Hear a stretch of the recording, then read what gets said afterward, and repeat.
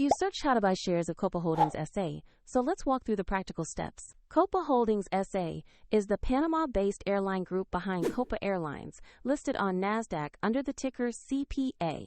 This is educational information, not financial advice. To buy CPA, you need a brokerage account, and we'll use eToro as an example to show the process.